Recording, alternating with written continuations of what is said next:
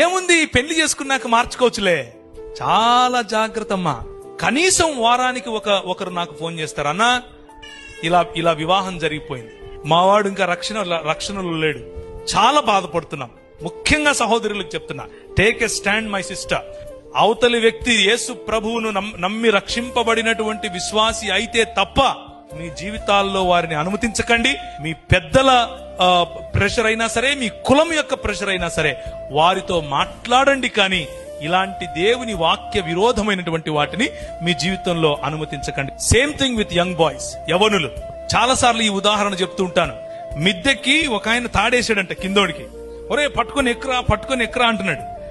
ఎక్కేవాడు గుంజితే పైనోడు పడతాడా, లేకపోతే కిందున్నోడు గుంజితే పైనున్నోడు గుంజితే కిందోడు పైకి వస్తాడా? ఆత్మీయతలో కూడా అంతే. నీ స్థాయి ఏంటి? ఇశ్రాయేలు, నీ భాగ్యం ఎంత గొప్పది, యెహోవా రక్షించిన నీ జీవితం ఎంత గొప్పది.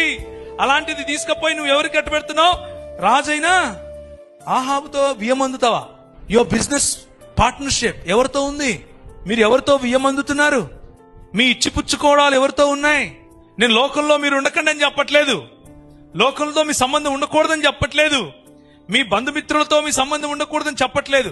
కానీ మీ కుటుంబాలను నియంత్రించేంతగా వారిని లోపలికి రానివద్దు. మీ కుటుంబాన్ని, మీ ఫెయిత్ ను నియంత్రించేంతగా వారి ఇన్ఫ్లుయెన్స్, వారి యొక్క ప్రభావం, అది కులమైనా సరే, అది మతమైనా సరే, అది ప్రాంతమైనా సరే, భాష అయినా సరే, ఏదైనా సరే, బంధువర్గమైనా సరే, let nothing control your faith in the Lord Jesus Christ. యేసు క్రీస్తుతో మీకున్న సంబంధాన్ని ఇవేవీ కూడా నియంత్రించకుండా ఉండేందుకు మీరు సిద్ధపడాలి. దాన్నే పరిపక్వత అని అంటారు. ఇశ్రాయేలు రాజు యెహోవా యుద్ధ విచారణ చేయుటకు ఇమ్లా కుమారుడైన మికాయా అను ఒకడు ఇచ్చట ఉన్నాడు. అయితే అతడు నన్ను గూర్చి మేలు ప్రవచింపక నిత్యము కీడునే ప్రవచించుచున్నాడు. వాక్యం చెప్తే ఈయనకేమనిపిస్తుంది? కీడు వినిపిస్తుంది. వాక్యం చెప్తే ఏమి వినిపిస్తుంది? కీడు వినిపిస్తుంది. ఎవరికి? రాజు అయినటువంటి ఆహాబుకు. శిష్యులకు వాక్యం చెప్తే ఏమనిపిస్తుంది? సరి చేసుకోవాలనిపిస్తుంది.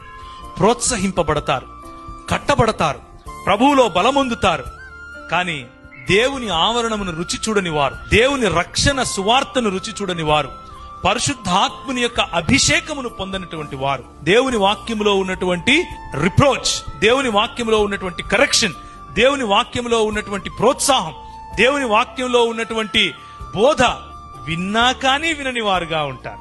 వారికి ఏమనిపిస్తుంది? అది వీడెప్పుడూ నా గురించి మంచి చెప్పడరా, వీడెప్పుడూ నన్ను తిడతానే ఉంటాడు అని అనుకుంటారు.